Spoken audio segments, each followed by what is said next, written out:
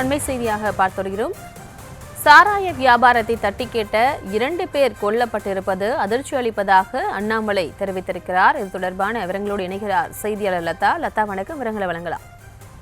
வணக்கம்.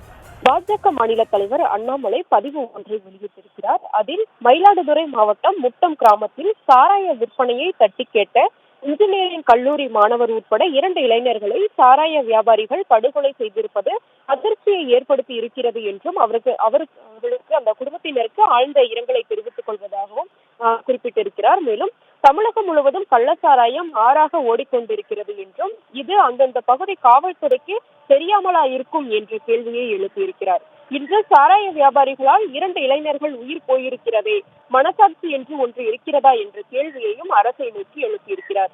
மேலும் துருப்பிடித்த இரும்பு கையை வைத்துக் கொண்டு தன்னைத்தானே முதலமைச்சர் புகழ்ந்து கொண்டு ஷூட்டிங் நடத்துவதாக கடுமையாக முதலமைச்சரை அண்ணாமலை சாடியிருக்கிறார். மேலும் தமிழகம் தற்பொழுது 2026, 2011 திமுகவினுடைய ஆட்சி காலத்தை விட மிக மோசமான நிலைக்கு சென்று கொண்டு இருக்கிறது என்றும் அந்த பதிவில் தெரிவித்திருக்கிறார்.